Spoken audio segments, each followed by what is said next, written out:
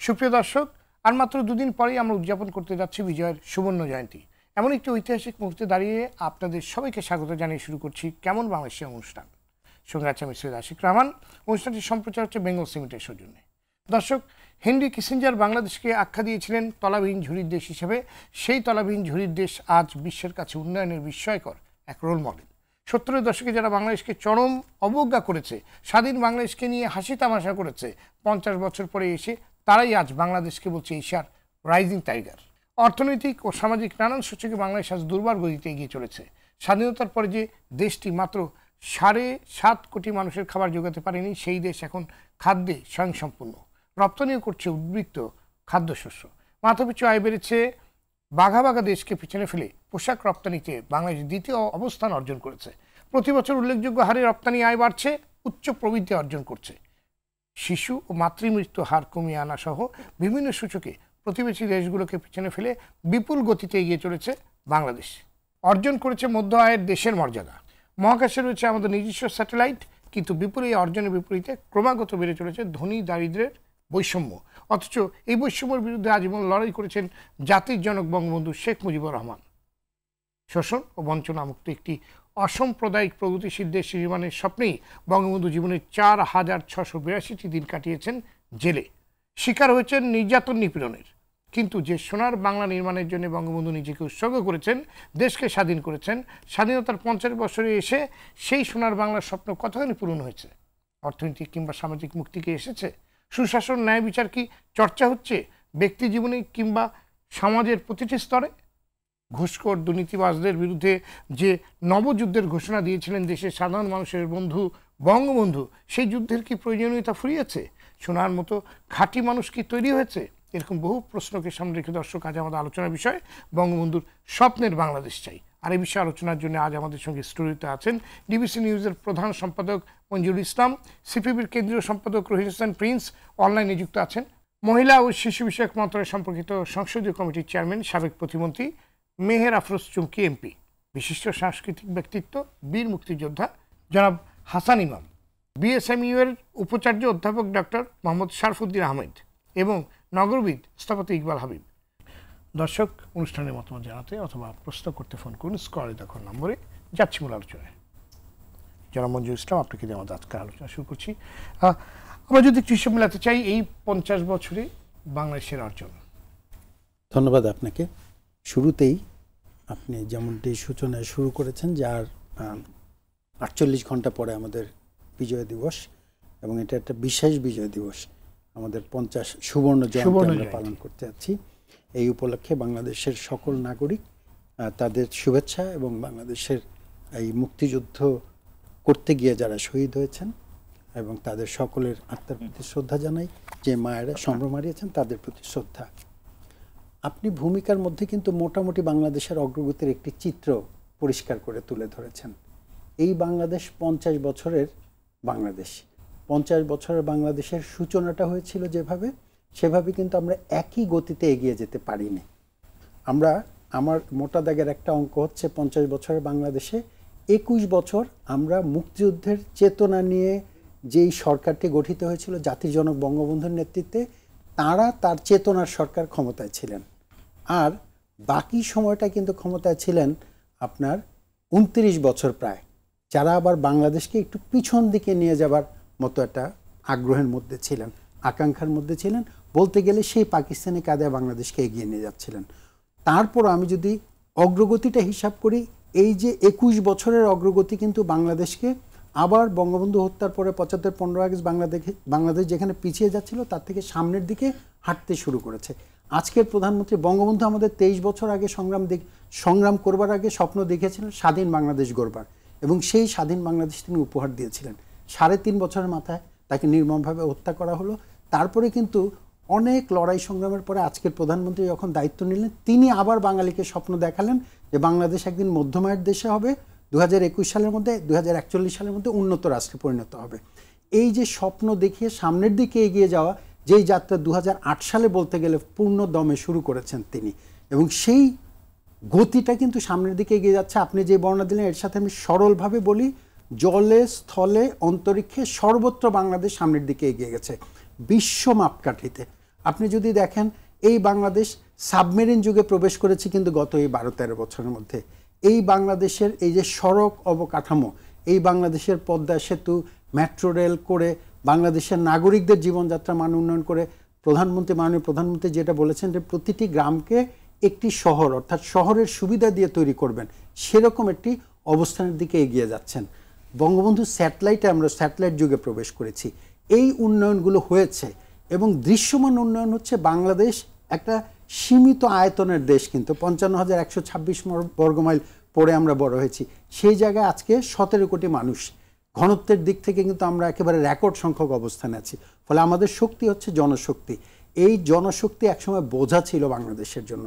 এই বোঝাকে কিন্তু মাননীয় প্রধানমন্ত্রী এবং আজকের সরকার অথবা মুক্তিযোদ্ধার পক্ষের সরকার, তারা শিক্ষার হার বাড়িয়ে দক্ষ জনশক্তিতে পরিণত করে কিন্তু আজকে বিশ্বের মুখে মর্যাদা জায়গা নিয়েছেন। আমি 3টি জায়গা উল্লেখ করে শেষ করব। একটা হচ্ছে পৃথিবীর মধ্যে, আপনি যেমন বললেন যে আমাদের গার্মেন্টসের দিক থেকে আমরা 2য় স্থানে আছি। পৃথিবীর মধ্যে শান্তিরক্ষী বাহিনীতে বাংলাদেশের সৈনিকরা 1ম অবস্থানে আছে। পৃথিবীর মধ্যে সবচেয়ে গতিশীল অর্থনীতির দিক থেকে প্রথম 10টা দেশের মধ্যে বাংলাদেশ আছে।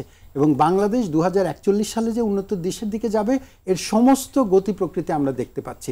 সে জায়গায় আমাদের না পাওয়া অনেক আছে। আমি খালি শেষ করব এইটুকু বলে, নিশ্চয়ই অন্য অতিথিরা বলবেন। আপনি যেটা বললেন ধনী দরিদ্রের বৈষম্য বাড়ছে, বাংলাদেশ কিন্তু বঙ্গবন্ধু মুক্তিযুদ্ধের যে চেতনায় সমাজতন্ত্রকে মূলনীতি নিয়েছিলেন, সেই সমাজতন্ত্রের মূলনীতির মধ্যে নাই।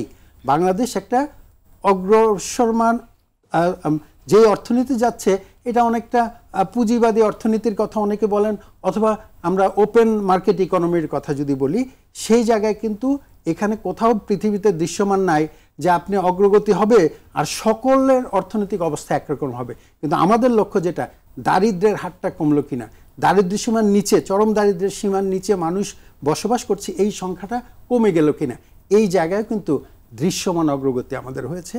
আমি ভূমিকা অন্তত এইটুকু নিশ্চিত করে বলতে পারি।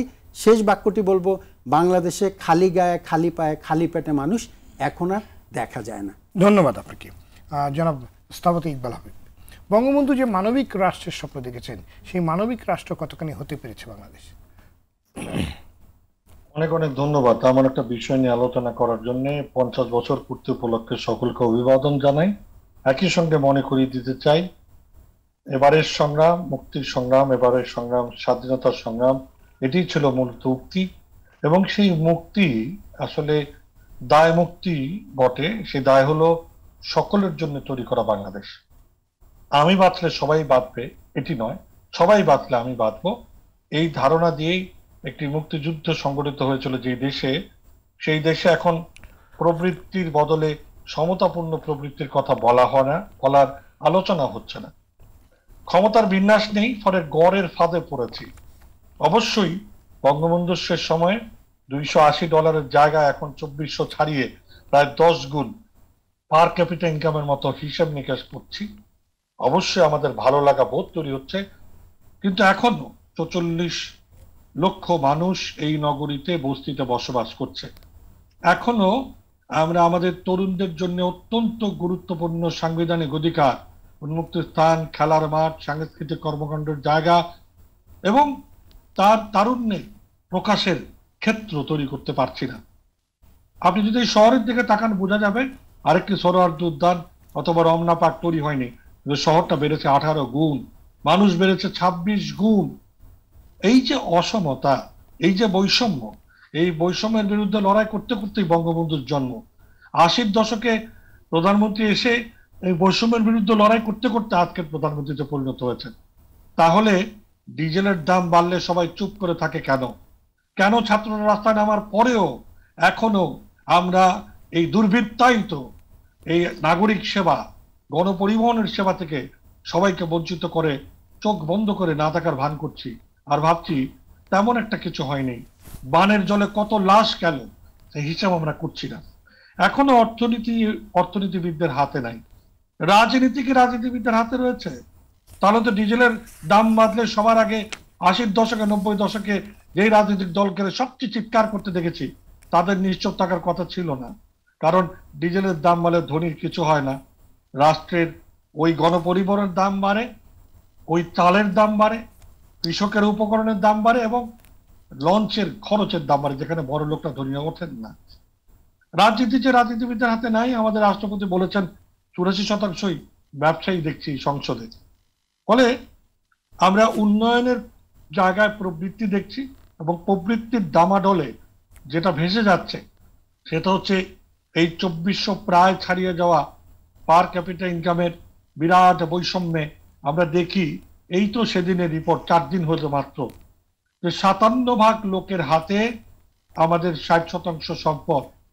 এটি ভাবতে, 57% সম্পদ আমাদের 10% লোকের হাতে। এই 10% লোক কি বাংলাদেশ স্বাধীনতা যুদ্ধ করেছিল? তাদের জন্য বাংলাদেশ স্বাধীন হয়েছিল? তাহলে 57% সম্পদ তাদের হাতে পুঞ্জীভূত হলো কি করে? আমরা কি 22 পরিবারের বিরুদ্ধে যুদ্ধ করতে দেখিনি বঙ্গবন্ধুকে? আমরা কি ওনাকে বলতে শুনিনি 22 কেন 2200 পরিবার হলো আমি সেই দেশের প্রধানমন্ত্রী হতে চাই না, কোট আন্ড কোট? আমরা সেগুলো শুনে, সেগুলো বুঝে আজকে এমন একটা ভাব করছি যে আমরা বোধহয় স্বাধীনতার সকল স্বাদ, সকল লক্ষ্য অর্জন করেছি। মনে রাখতে হবে, প্রবৃত্তির নতুন রেল লাইনে আমরা উঠেছি। আমরা মধ্যমায় থেকে গ্রাজুয়েশন করে মধ্যমায় চলে যাব। মনে রাখবেন, যে মুহূর্তে চলে যাব সেই মুহূর্তে অনেকগুলো সুবিধা, যে সুবিধাগুলো আমরা পেতাম, সেখান থেকে গার্মেন্ট সেক্টর থেকে অনেক সেক্টর বঞ্চিত হবে, এবং তার পুরো জের বইতে হবে দরিদ্র মানুষকে। দরিদ্র মানুষের আবাসন সংকট সমাধান করলাম না, এখন আমরা এফএআর কমিয়ে ধনী মানুষের এফএআর বাড়িয়ে আমরা এমন নগর তৈরি করতে চাই যে নগর থেকে দরিদ্র তাড়ানোর পরিকল্পনাও করছি। আজকে সারাদিন সে বিষয়ে যুদ্ধ করে এসেছি। আসলে কি জানেন, রাজনীতিবিদদের হাতে যদি রাজনীতি থাকতো, অর্থনীতিবিদদের হাতে যদি অর্থনীতি থাকতো, এবং পরিষ্কার অর্থে প্রফেশনালদের হাতে, বুদ্ধিজীবীদের হাতে যদি বুদ্ধিভিত্তিক কর্মকাণ্ড থাকতো, তাহলে এই দেশটার স্বপ্ন পূরণ হওয়ার কোনো প্রবলেম ছিল না।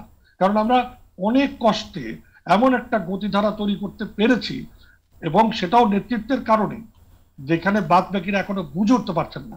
সবশেষে এই পর্যায়ে একটা কথা বললে আপনারা বুঝবেন, নির্বাচনী ইশতেহারে লেখা এবং মাননীয় প্রধানমন্ত্রী অজস্রবার বলা একটি সুন্দর অভিধান, একটি সুন্দর স্বপ্ন কিভাবে ধূলিসাৎ হচ্ছে সেটা আপনারা একটু ভাববেন। উনি বলেছেন আমার শহর আমার গ্রাম।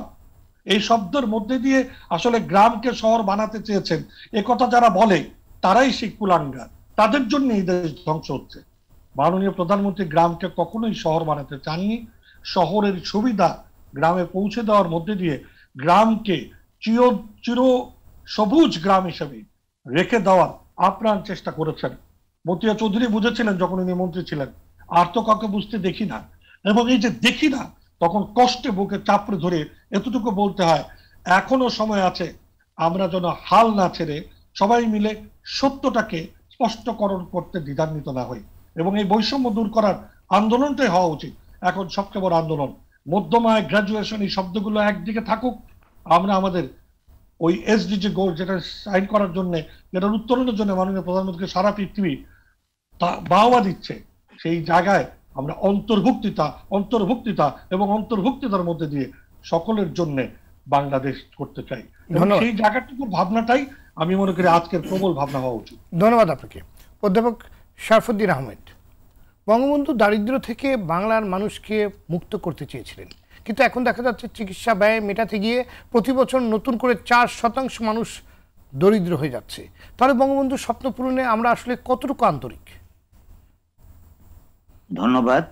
বিজয়ের এই পূর্ব মুহূর্তে যে সুবর্ণ জয়ন্তী পালন করতে যাচ্ছে, তাতে একই সময় স্বাধীনতার সুবর্ণ জয়ন্তী এবং জাতির জনকের জন্মশতবার্ষিকী পালিত হচ্ছে। 50 বছরে একটু আগেই মঞ্জুরুল ইসলাম সাহেব যে কথাটি বলছিলেন, খালি গায়ে খালি পেটে মঙ্গায় অথবা খালি পায়ে কাউকে আমরা এখন দেখতে পাই না। সেই দেশে বঙ্গবন্ধু স্বাস্থ্য ব্যবস্থা উন্নয়নের জন্য প্রথম করেছিলেন। আপনারা জানেন, একজন চিকিৎসক কি হোসেন স্যারকে উনি সচিবের দায়িত্ব দিয়ে কিভাবে স্বাস্থ্য ব্যবস্থা উন্নয়ন করা যায়, প্রথমে কিন্তু উনি উপজেলা তখনকার থানা হেলথ কমপ্লেক্স করেন, এবং থানা হেলথ কমপ্লেক্সের মাধ্যমে জনগণের দোরগোড়ায় স্বাস্থ্য ব্যবস্থা পৌঁছে দিতে। কিন্তু এখন তো স্বাস্থ্য মন্ত্রণালয়ে কোনো ডাক্তারই নেই। সেই ক্ষেত্রে আমি আপনাকে বলি, বঙ্গবন্ধু যে কাজটি করেছিলেন তার সুযোগ্য কন্যা জননেত্রী শেখ হাসিনা সেই জনগণের দোরগোড়ায় স্বাস্থ্য ব্যবস্থা দেওয়ার জন্য 18,000 কমিউনিটি ক্লিনিক করেছেন, যেটা 6,000 মানুষের দোরগোড়ায় স্বাস্থ্য ব্যবস্থা দিয়ে 31টি ওষুধ বিনামূল্যে, যার মধ্যে মেটফরমিন যেটা ডায়াবেটিসের ওষুধ সেটাও বিনামূল্যে দেওয়া। অর্থাৎ স্বাস্থ্য ব্যবস্থা জনগণের দোরগোড়ায় দিয়ে দেওয়ার জন্য চেষ্টার কোনো এতটুকু ত্রুটি নাই। মহান স্বাধীনতা যুদ্ধে সময় আমাদের চিকিৎসক সংখ্যা ছিল মাত্র 700 জন, তার 70 জনই কিন্তু মহান মুক্তিযুদ্ধে আত্মদান করেন। আর এখন বাংলাদেশে 1,10,000 চিকিৎসক আছে। বর্তমানে নার্স এবং প্যারামেডিক্সের সংখ্যা কম থাকলেও আগের চেয়ে অনেক বেড়েছে, যদিও ওয়ার্ল্ড হেলথ অর্গানাইজেশন বলে যে একজন ডাক্তারের বিপরীতে 3 জন নার্স আর 3 জন নার্সের বিপরীতে 5 জন প্যারামেডিক্স থাকার কথা, কিন্তু আমরা এখনো সে পর্যায়ে যেতে পারিনি। আমাদের সেই পর্যায়ে উত্তরণ ঘটাতে হবে আগামী দিনে।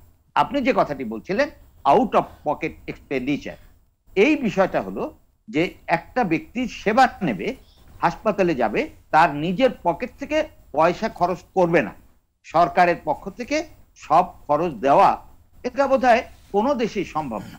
সেই ক্ষেত্রে আমরা কি কাজটা করতে পারি, সেটা হলো যে ইন্স্যুরেন্সের একটা ব্যবস্থা বিশ্বের অন্যান্য দেশে আছে, আমাদের দেশে এইটি এখনো চালু হয়। আউট অফ পকেট এক্সপেন্ডিচারের মধ্যে প্রাইভেট হাসপাতালগুলো এখনো আমরা আরেকটা জিনিস করতে পারি। আপনি যে কথাটি বলছিলেন যে আজকে আমার বঙ্গবন্ধু বিশ্ববিদ্যালয়ে যে অপারেশন করতে খরচ হয় 10,000 টাকা, সেটাই এভার কেয়ারে গিয়ে 1 লাখ, স্কয়ারে গিয়ে 60,000 টাকা। এটাই আমাদের আলোচনার প্রসঙ্গ। জি, এই জিনিসটি এই যে যদি না হয় তাহলে আউট অফ পকেট এক্সপেন্ডিচারটা অনেকখানি কমে যেত। তবে আপনাকে একটা কথা বলি, মানুষ যখন বিদেশে যায় সে কিন্তু তার হেলথ চেক আপটা করে আসে, প্রয়োজন নাই। গত 1.5 বছর করোনার কারণে কোনো লোক দেশের বাইরে যেতে হয়নি, তাহলে সমস্ত চিকিৎসা আমার দেশের বিশেষজ্ঞরা করেছে, অর্থাৎ আমরা কম্পিটেন্ট এনাফ। সেই ক্ষেত্রে যদি আমরা ব্যবসায়িক মনোভাবটা প্রাইভেট সেক্টর থেকে আরো একটু কমাতে পারি এবং সরকারি লেভেলে ম্যান পাওয়ার আরো বাড়াতে পারি, যেমন ওয়ার্ল্ড হেলথ অর্গানাইজেশনের নিয়ম অনুসারে প্রতি বিষয়ে 1 লাখ লোকের জন্য একজন বিশেষজ্ঞ দরকার। যেমন চক্ষু বিশেষজ্ঞ একজন ব্যক্তি 1600 জন, এখন 16 কোটি মানুষ, কমপক্ষে 1600 থাকা দরকার, আমাদের আছে 1300। ইএনটি স্পেশালিস্ট 1600 থাকা দরকার, আছে 500। তাহলে এই বিশেষজ্ঞগুলো তৈরি করতে পারলে প্রত্যেক হাসপাতালে, এটা যদি আমি উপজেলা এবং জেলা লেভেলে পদ আছে, লোক নাই, যদি দিতে পারতাম তাহলে প্রাইভেটলি আমার এই লোকগুলো যেত না এবং আউট অফ পকেট এক্সপেন্ডিচার বেশি হওয়াতে 4% লোক দরিদ্র হতো না। তাহলে এইটার প্ল্যানিং করে আমরা যদি ইন ফিউচার পোস্ট গ্রাজুয়েটের ছাত্র সংখ্যা বাড়াবো, আমার বিশেষজ্ঞ চিকিৎসক 59 বছরে বিদায় নিয়ে চলে যায়, ওরা 65 কেন 75 পর্যন্ত বিদেশে যারা সক্ষম তারা যদি পড়াতে পারত, কোর্সে ছাত্র ভর্তি করতে পারতাম, বিশেষজ্ঞ তৈরি করতে পারতাম, তাহলে এই প্রাইভেটলি গিয়ে আউট অফ পকেট এক্সপেন্ডিচার বাড়তো না। এই প্ল্যানগুলো আমরা যদি সামনের দিকে নিয়ে যাই, আপনি যে কথাটি বলছিলেন দরিদ্র হবে না। আমরা সেই দেশে বসবাস করি যেখানে বঙ্গবন্ধুর সেই টিএইচসি থেকে আজকে আমরা কমিউনিটি ক্লিনিক পর্যন্ত ডেলিভারি হয়। প্রত্যেকটা কমিউনিটি ক্লিনিকে গ্রামের মায়েরা এখন আর ধাত্রীর কাছে যায় না, এই ট্রেন্ড ম্যান পাওয়ারের কাছে ডেলিভারি হয়। মাতৃমৃত্যুর হার, শিশু মৃত্যুর হার কমানোর জন্য মাননীয় প্রধানমন্ত্রী পুরস্কার পেয়েছেন। এবং আপনি একটু আগেই বলছিলেন এসডিজি প্রোগ্রেস অ্যাওয়ার্ডের জন্য অ্যাওয়ার্ড উনি পেয়েছেন। আগামীতে 2030 সালের মধ্যে non communicable disease, communicable disease, এমনকি আমরা যদি অ্যাডোলেসেন্ট হেলথ সহ আমরা মানুষের গড় আয়ু, ডায়াবেটিক স্ক্রিন সহ প্রিভেনশন অফ ব্লাইন্ডনেস এগুলো করতে পারি, আমরা মনে করি বাংলাদেশ এসডিজি পূরণ করতে সক্ষম হবে। সেই ক্ষেত্রে সবাইকে ঐক্যবদ্ধভাবে কাজ করতে হবে এবং মনে রাখতে হবে বাংলাদেশেই সকল চিকিৎসা সম্ভব, কাউকেই দেশের বাইরে গিয়ে চিকিৎসা নেওয়ার প্রয়োজন হবে না। বঙ্গবন্ধু বিশ্ববিদ্যালয়ে আমরা সুপার স্পেশালিস্ট হাসপাতাল আগামী মার্চে চালু করব। যে অনেকে অভিযোগ করে থাকেন যে আমাদের নীতি নির্ধারকের অনেকেই কিছু হলেই দেশের বাইরে চিকিৎসা করতে চলে যান এবং ওনারা যদি এই জেলা হাসপাতালগুলোতে চিকিৎসা নিতেন তাহলে এই হাসপাতালগুলোর চিকিৎসা ব্যবস্থা আরো উন্নত হতো। এই ব্যাপারে আপনার বক্তব্য কি? আপনি যে কথাটি বলেছেন সত্যিকার অর্থে আমি যদি আমাকে বা আমার হাসপাতালকে বা আমার দেশকে ওন না করি তাহলে নিশ্চয়ই অন্যান্যরা দেশের বাইরে যাবে। যেমন ধরেন আমি একটু আগেই বলছিলাম ভারতে অনেকে ধরেন বিয়ের বাজার করতে যায়, একটু চেক আপ করে আসে, একটু থাইল্যান্ডে গেল, সিঙ্গাপুরে গেল, চেক আপ করে আসে। আমরা আমাদের দেশেই চিকিৎসা যে করতে পারি, একটু আগেই বলছিলাম করোনা ইন ডিসগাইজ আমাদের কাছে কিছু নির্দেশনা দিয়ে গেছে যে এটা সম্ভব। সেই ক্ষেত্রে শুধু শুধু শুধু শাড়ি কিনতে শুধু শাড়ি কিনতে গিয়েই কিন্তু চেক আপ করে না, শুধু শাড়ি কিনতে গিয়েই জমি জমা বিক্রি করেও তারা চিকিৎসা করতে যায়। এরকম বহু ভুরি ভুরি উদাহরণ রয়েছে, জমি জমা বিক্রি করে চিকিৎসা করতে গিয়ে নিঃস্ব হয়েছে। তো সেক্ষেত্রে আমাদের যদি জেলা পর্যায়ের নেতাদেরকেও দেখা যায়, উপজেলা পর্যায়ের নেতাদেরও দেখা যায়, তারা আপনার প্লেনে টিকিট কেটে ইউরোপে কিংবা সিঙ্গাপুরে অথবা আপনার বড় বড় জায়গায় যাচ্ছে, অনেক টাকা খরচ করে চিকিৎসা করছে। কিন্তু তাদের যদি আপনার বাংলাদেশে চিকিৎসা করার একটি মনোমানসিকতা থাকতো, তারা যদি আপনার জেলা হাসপাতালগুলোতে যেত, তাহলে কিন্তু আজকে এই পরিস্থিতি থাকতো না, যেটা অনেক অনেক বিশেষজ্ঞ এই কথাটি বলছেন, অনেক ডাক্তার এখানকার এই কথা বলছেন। আপনি যথার্থই বলেছেন, এবং আমি মনে করি এই মানসিকতা পরিবর্তন করে বাংলাদেশেই চিকিৎসা নেওয়ার যদি মানসিকতা তৈরি করতে, বিদেশে গিয়ে চিকিৎসা নেওয়া। এটা কার মানসিকতা? প্রয়োজন রোগীর না, সবারই, আমাদের নেতাদের, রাজনীতিবিদদের এবং রোগীদের মানসিকতাও চেঞ্জ করতে হবে। ডাক্তারদেরকেও সেই ক্ষেত্রে আরো সহযোগিতার হাত বাড়িয়ে দিতে হবে। ধন্যবাদ আপনাকে জনাব রহিম হোসেন প্রিন্স। বৈষম্যের বিরুদ্ধে লড়াই করে বঙ্গবন্ধু বাংলাদেশ স্বাধীন করেছেন, অথচ স্বাধীন বাংলাদেশ যখন দ্রুত গতিতে উন্নত হচ্ছে, তখন সমাজের ধনী দরিদ্রের বৈষম্য দিন দিন প্রকট হচ্ছে। এটাকে আপনি কিভাবে দেখেন? ধন্যবাদ আপনাকে। আমি আলোচকদেরকে ধন্যবাদ জানাচ্ছি, এবং কথার শুরুতেই যে মুহূর্তে আমরা কথা বলছি, এই মুহূর্তে আমরা শহীদ বুদ্ধিজীবী দিবসও পালন করছি। সুতরাং মুক্তিযুদ্ধের আগে যাদের জীবন উৎসর্গ করতে হয়েছিল, আমি তাদের স্মৃতির প্রতি শ্রদ্ধা নিবেদন করছি। মুক্তিযুদ্ধের 30 লক্ষ শহীদের স্মৃতির প্রতি শ্রদ্ধা নিবেদন করছি, এবং বীর মুক্তিযোদ্ধাদের আমি সালাম জানাচ্ছি। একই সাথে এই বিজয়ের 50 বছর পূর্তির প্রাক্কালে আমি দেশবাসীকে শুভেচ্ছা জানাচ্ছি। আপনি সরাসরি যে প্রশ্ন করেছেন, আমি সেটি বলার আগে এখানে যে আলোচনাগুলো হয়েছে তার সাথে একটু পেছন ফিরে একটা জায়গায় একটু যুক্ত করতে চাই, আর সেটা আলোচনার মধ্যে এসেছে। আমরা যে দীর্ঘ ব্রিটিশ বিরোধী 200 বছরের ব্রিটিশ বিরোধী শাসন এবং পাকিস্তানের যে স্বৈর শাসনের বিরুদ্ধে সংগ্রাম করে বাংলাদেশটা অর্জন করলাম, এই বাংলাদেশ অর্জনের একটা অন্যতম বিষয় ছিল কিন্তু শুধুমাত্র পাকিস্তান নামক একটা রাষ্ট্রের বিপরীতে বাংলাদেশ নামক একটা রাষ্ট্র প্রতিস্থাপন করব এমনটি নয়।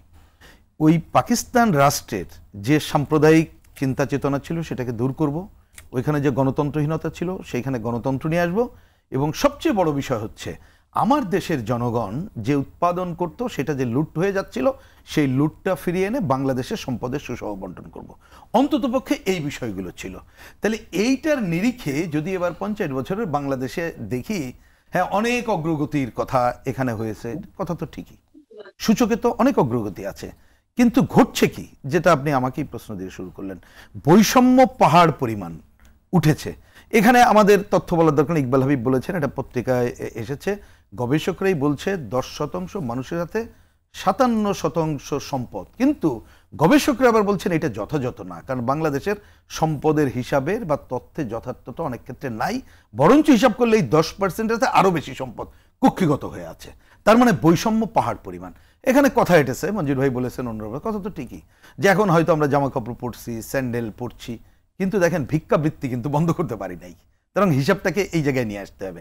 আমরা কিন্তু আপনি এখানে যেটা বললেন, এই যে এখানে আমাদের শরফুদ্দিন ভাই ডাক্তার সাহেব তিনি যেটা বললেন, হ্যাঁ উনি কতগুলো তথ্য বলেছেন যে এখানে আমাদের যে কমিউনিটি ক্লিনিক এগুলো হয়েছে, কিন্তু ওইখানকার বাস্তব চেহারা এবং আমাদের কথার সাথে কিন্তু মিল নাই।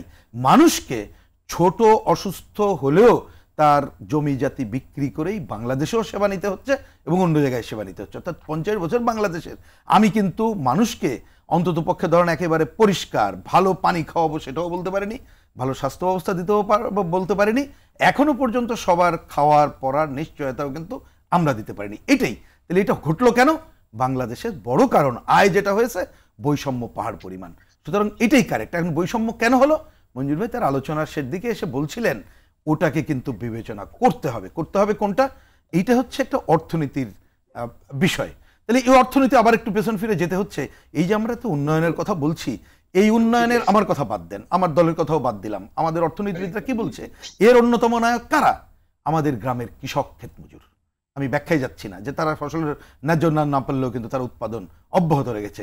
এর অন্যতম নায়ক কারা? আমার শ্রমজীবী মানুষ, গার্মেন্টস শ্রমিক সৈন্যরা, যারা কিন্তু এখনো ন্যূনতম মজুরি এই বাংলাদেশে চালু করতে পারেনি, তারপরেও তারা কিন্তু এই উৎপাদন অব্যাহত রেখেছে। এই নায়ক কারা? বিদেশে যেসব শ্রমিকরা আছে, যায় তারা, যারা দেশে কষ্ট করে টাকা পাঠায়, যাদের হাড় গোড় আমরা অন্য জায়গায় পাই, বাংলাদেশে আসলে তাদের মর্যাদা দিতে পারি না। এর নায়ক কারা? বাংলাদেশে কিন্তু ক্ষুদ্র শিল্প যারা গড়ে তুলেছে প্রধানত তারা। তাহলে এই নায়কগুলোর আজকে চেহারা ছবি কি? এই জায়গাটায় যদি দেখি তাহলে দেখব এখনো পর্যন্ত তাদের কোনো কিছু পূরণ করতে পারেনি। কারণটা কি? কারণটা হচ্ছে এরা যে অর্থ উৎপাদন করছে, আয় করছে, সেটা কিন্তু আইনের ফাঁক ফাঁকড় দিয়েই লুটপাট হয়ে যাচ্ছে, এবং এই লুটের টাকা এই পরিমাণ হয়েছে এটা কিন্তু গ্রামে যাচ্ছে না। রিক্সা চালক ভাই টাকা আয় করলে এটা কিন্তু গ্রামে যায়, বস্তিবাসী টাকা আয় করলে গ্রামে চলে যায়, কিন্তু এদের টাকা চলে যাচ্ছে এমন জায়গায়, অজানা জায়গায়, যা আমাদের কাছে থাকছে না। বৈষম্যের পাহাড় এইটা হয়েছে। আমি শেষ করি, আমরা আরো আলোচনা করব। বিরতি 30 সেকেন্ড এটা বোধহয় যদি একটু অনুমতি দেন বলেন, যে এই যে জায়গাটা হচ্ছে কারণটা কি? কারণ আমার যে অর্থনীতির ধারা, এই মুক্তবাজারের নামে লুটপাটের ধারা, এটা মুক্তিযুদ্ধের অর্থনৈতিক ধারা না।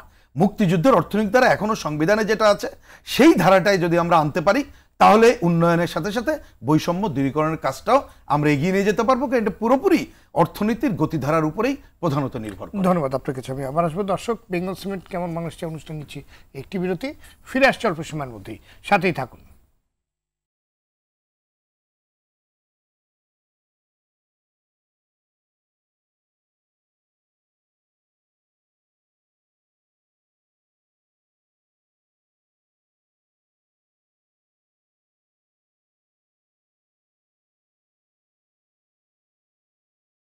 দর্শক, আজ শোকাবহ 14ই ডিসেম্বর, শহীদ বুদ্ধিজীবী দিবস।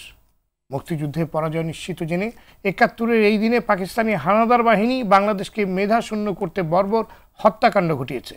শিক্ষক, সাংবাদিক, সাহিত্যিক, নাট্যকার সহ বিপুল সংখ্যক বুদ্ধিজীবীকে এই রাতে হত্যা করেছে পাকিস্তানি বাহিনী। ৭১-এর 14ই ডিসেম্বর সংঘটিত ইতিহাসের সেই বর্বরচিত হত্যাকাণ্ডে শহীদ সকল বুদ্ধিজীবীর প্রতি গভীর শ্রদ্ধা জানিয়ে আবারও ফিরছি কেমন বাংলাদেশ চাই অনুষ্ঠানে। আলোচনার বিষয় বঙ্গবন্ধুর স্বপ্নের বাংলাদেশ চাই। অনুষ্ঠানটি সম্প্রচার হচ্ছে বেঙ্গল সিমেন্টের সৌজন্যে। আমরা ফিরছি আলোচনায়। জনাব হাসান ইমাম, বিরতির পর শুরুতেই আপনার কাছে আসতে চাই। আপনি তো মুক্তিযুদ্ধ করেছেন, ঠিক কেমন বাংলাদেশ নির্মাণে স্বপ্নে আপনার জীবন বাজি রেখেছিলেন আপনি? আমাদের মুক্তিযুদ্ধের সময় আমরা যারা বঙ্গবন্ধুর ডাকে মুক্তিযুদ্ধে গিয়েছিলাম, সেই সুবাদে আমরা মুক্তিযুদ্ধের চেতনার যে বঙ্গবন্ধু যে নির্ধারণ করেছিলেন মুক্তিযুদ্ধের আগেই, সেই চেতনাতেই আমরা মুক্তিযুদ্ধে গিয়েছিলাম বঙ্গবন্ধুর ডাকে। আসলে এর একটা দীর্ঘ ইতিহাস আছে সংগ্রামের। ইংরেজ আমল থেকেই আমাদের ইংরেজের বিরুদ্ধে সংগ্রাম চলছিল, কিন্তু ইংরেজরা যে দেশকে ধর্মের ভিত্তিতে বিভক্তি করেছিল আমাদের শাসন করার সুবিধার জন্য, এবং সেই কারণে সাম্প্রদায়িক যে একটা বিভেদ সৃষ্টি হয়েছিল হিন্দু এবং মুসলমানের, বিশেষ করে অন্যান্য ধর্ম যারা সংখ্যালঘু ছিল তাদের অতটা নয়, প্রধান যে ধর্ম দুটি ছিল হিন্দু এবং মুসলমান, তাদের মধ্যে একটা বিরোধ সৃষ্টি করেছিল ইংরেজরা। এবং সেই সুবাদে দ্বিতীয় মহাযুদ্ধের পরে ইংরেজরা যখন খুব দুর্বল হয়ে গেল, তাদের যে বিশাল কলোনি ছিল পৃথিবীতে সেগুলি তারা রক্ষা করতে সক্ষম হলো না, তখন তারা একটা বুদ্ধি করলো যে তাদের ব্যবসার যে সুবিধা সেগুলো বজায় রেখে কিভাবে আমাদের শাসন করা যায়, শাসন দেয়া যায়, স্বাধীনতা বলে স্বায়ত্ত শাসনের মতো একটা শাসন দেয়া যায়। এইভাবে তারা চিন্তা করে কমনওয়েলথ একটা করলো, এবং কমনওয়েলথ করে তারা বললো যে তোমরা কমনওয়েলথের ভুক্ত হও এবং তোমাদেরকে আমরা স্বাধীনতা দিচ্ছি। এই স্বাধীনতা দিতে যে তারা যখন আমাদেরকে স্বাধীনতা দিতে গেল ভারতকে, তখন তারা একটা সংকটের সম্মুখীন হলো যে কোথায় স্বাধীনতা দেবে। তারা তো বিভাজন করে দিয়েছে। তখন হিন্দু এবং যে সম্প্রদায় যারা নেতা ছিলেন, যারা বল্লভভাই প্যাটেল, কংগ্রেস যে একটা জাতীয় রাজনৈতিক দল ছিল, তার মধ্যে দুটো বিভাজন ছিল। একটা সাম্প্রদায়িক শক্তি তার মধ্যে ছিল, বল্লভভাই প্যাটেল এবং শ্যামাপ্রসাদ এরা ছিলেন, আর অন্যদিকে ছিলেন গান্ধীজি এবং পণ্ডিত নেহেরু, যারা ধর্মনিরপেক্ষ ছিলেন। এরা দুটি দল ছিল। মুসলিম লীগের মধ্যেও সেরকম দুটি দল ছিল, যারা মুসলমানদের একটা পার্টি বলে বলতো তাদের। তার মধ্যে জিন্না সাহেব কিছুটা তিনি ধর্মনিরপেক্ষ থাকলেও তিনি সক্রিয় ছিলেন না সেখানে। বাংলার বিশেষ করে মুসলিম লীগের মধ্যে নাজিমুদ্দিন সাহেব, যিনি স্বরাষ্ট্রমন্ত্রী ছিলেন তখনকার মুসলিম লীগ গভর্নমেন্টের, এবং বাংলার মুসলিম লীগের যে সভাপতি ছিলেন আকরাম খান সাহেব, তারা দুজনে সাম্প্রদায়িক গোষ্ঠীর পক্ষে ছিলেন। আর এদিকে সারওয়ার্দী সাহেব, আবুল হাসেম সাহেব ছিলেন অসাম্প্রদায়িক দিকের। তো যখন দেশ ভাগের কথা হলো তখন এই যারা সাম্প্রদায়িক গোষ্ঠী তারা পাঞ্জাব দেশ যারা সেখানে যেখানে যে প্রদেশগুলি মুসলমান প্রধান ছিল সেগুলি পাকিস্তানে যাবে সিদ্ধান্ত হলো, আর যেগুলি ভাগ এবং হিন্দু বা অন্য ধর্ম প্রধান ছিল সেগুলি হিন্দুস্তানে যাবে ঠিক হলো। এটা কিন্তু জনগণের দ্বারা সিদ্ধান্ত হয়নি, মুসলিম লীগ এবং কংগ্রেস মিলি সবাই বসে এটা ইংরেজের সঙ্গে সবাই বসে ঠিক করে দিল। তারপরে যখন ভাগ হতে গেল তখন এরা বললেন যে বাংলার মুসলমান যারা ছিলেন তারা বললেন যে আমরা ধর্মনিরপেক্ষ একটা রাষ্ট্র করব। পাঞ্জাবেও সেরকম একটা বামপন্থী ছিল, তারা বললো যে আমরা ধর্মনিরপেক্ষ রাষ্ট্র করব। সেই সময়ে পাঞ্জাবে এবং বাংলায় সাম্প্রদায়িক গোষ্ঠী তারা সাম্প্রদায়িক হানাহানি লাগিয়ে দিলেন। এর ফলে এটা ধর্মের ভিত্তিতে ভাগ হবে বললো, এবং সাম্প্রদায়িক গোষ্ঠী তারা বললো বাংলা এবং পাঞ্জাবকে ভাগ করতে হবে। বাংলা এবং পাঞ্জাবকে ভাগ করার বিরুদ্ধে আবুল হাসেম এবং সারওয়ার্দী সাহেব ছিলেন, বঙ্গবন্ধুরা ছিলেন। তারা বলছিলেন ঠিক আছে, আমরা পাকিস্তানেও যাব না, আমরা ভারতেও যাব না। এবং মুসলিম কংগ্রেসের মধ্যেও ছিলেন যিনি তারা কিরণ শঙ্কর রায় এবং শরৎ বসু, তারাও বললেন যে আমরা ভাগ হব না।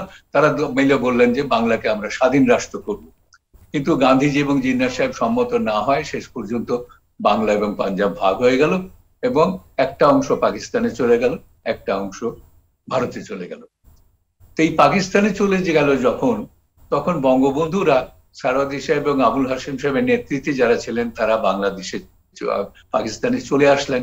কিন্তু বঙ্গবন্ধু এই আবুল হাসেম সাহেব, সারওয়ার্দী সাহেব আসলেন না, তারা ভারতে থেকে গেলেন। ভারতের মুসলমানরা যাতে তারা সাম্প্রদায়িক হানাহানির কষ্ট না পায় সেই জন্য তারা ভারতে থেকে গেলেন।